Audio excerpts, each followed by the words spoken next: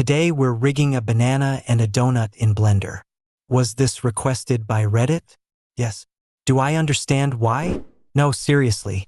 I don't know exactly how this knowledge will benefit society, but I do believe that when creative people are given powerful tools, they'll use them responsibly.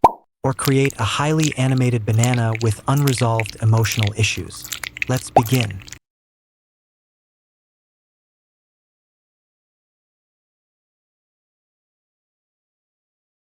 Since this isn't a modeling tutorial, I'm not going to spend the next 3 hours making a banana from scratch.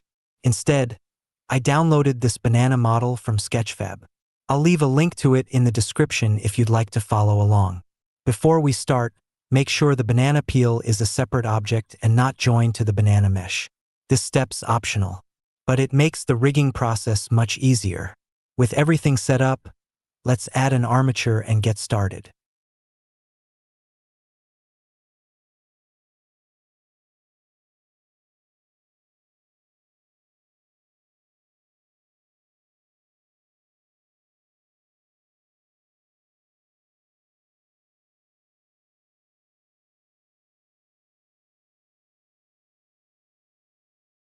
We'll extrude the bone 3 times and align the bone chain to follow the curve of the banana.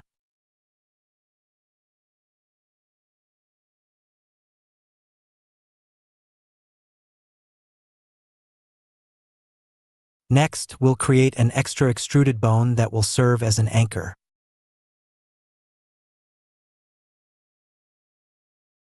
Before things get confusing later, let's give it a name. You can call it whatever you like. Just make sure it's something you'll recognize when Blender starts judging your organizational skills.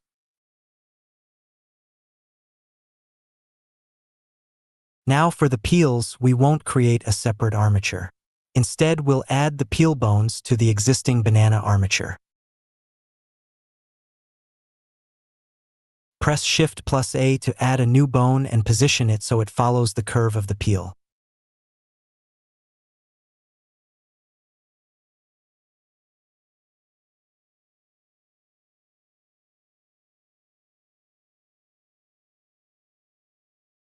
Then extrude the bone 5 times along the peel.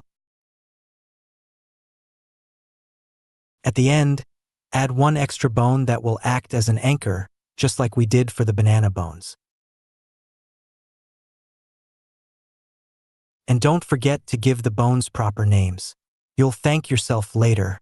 Now we'll repeat the exact same process for the other banana peels. Rather than making you watch me do the same thing over and over, I'll fast forward through this part.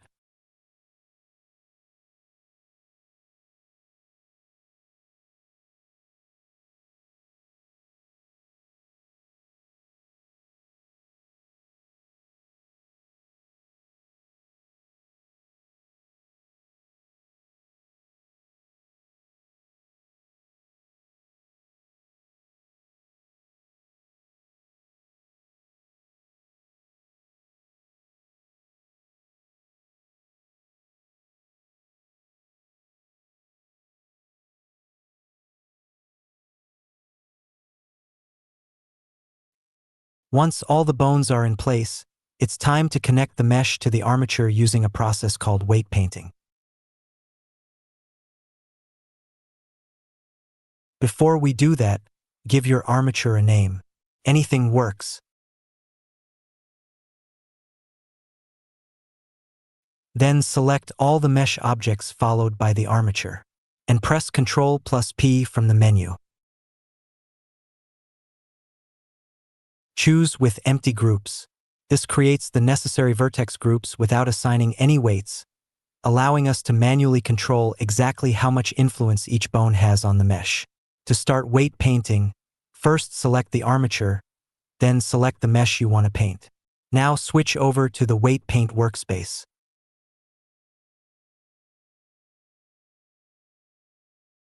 Before we do anything else, open the tool panel, go to Options, and make sure Normalize is enabled. Trust me, forgetting this can turn a perfectly good day into a troubleshooting session. To paint a specific bone, hold Ctrl-Shift and click on the bone you want to work with. Then start painting its influence on the mesh. Repeat this process for the other bones until you've painted them all.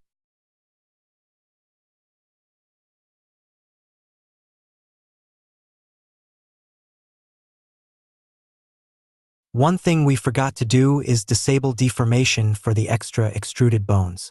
Go into Edit mode and select all of the extra bones we created.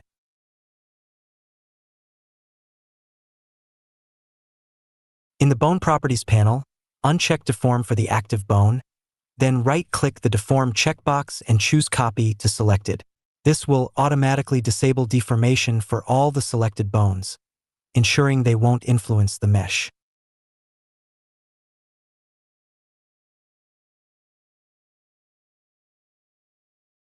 Once you're done, it's a good idea to go to Weights Normalize. All this helps clean up any painting mistakes and ensures the weights behave properly. Now just repeat the same workflow for any remaining bones.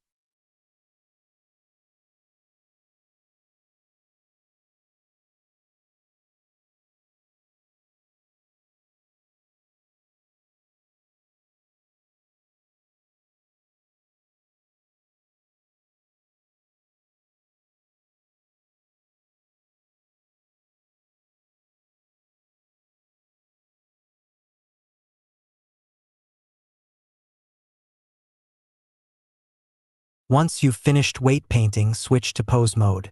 Select an extrude bone, then Shift.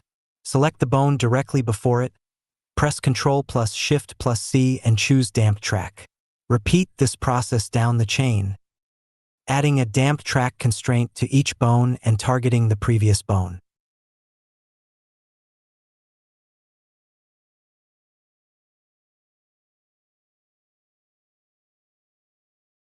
Do the same for the bone chains on the other peel sections.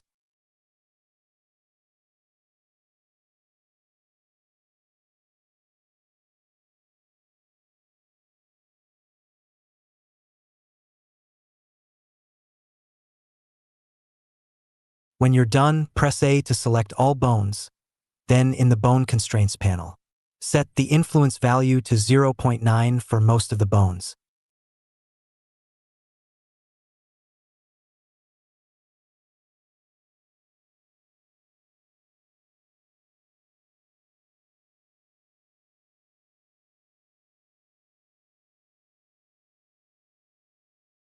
However, for the bottom bones of the peel, set the influence to 0. This keeps the base of the peel attached to the banana while allowing the rest of the peel to move naturally.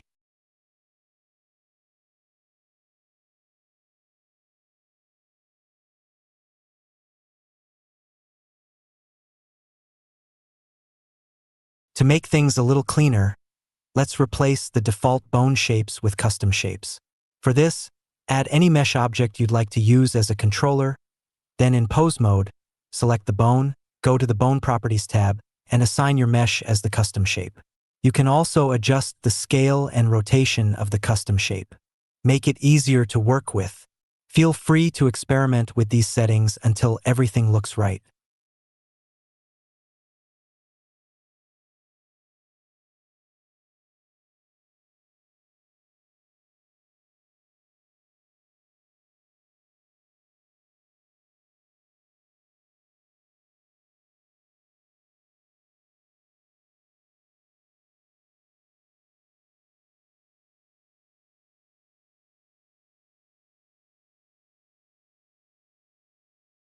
It looks like we forgot one small but important thing: connecting the banana peel bones to the main banana bone. To do that, switch to Edit mode, select the root of all the peel bones, then select the banana bone, press Ctrl P and choose Keep Offset.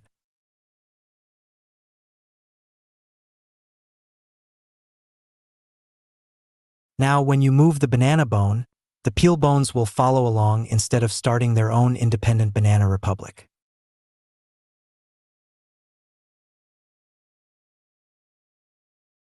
Now let's move on to rigging the donut. We'll start by adding a main control bone and a second detached bone.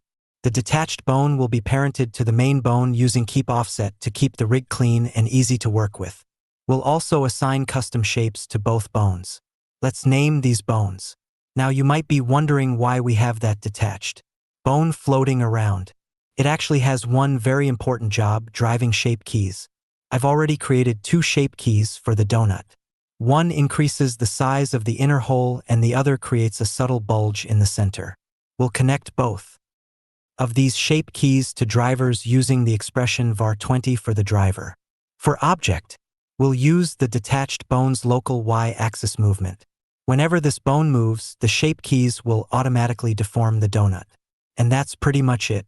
Our donut rig is ready. Now comes the fun part. Go animate it and create something wonderfully ridiculous.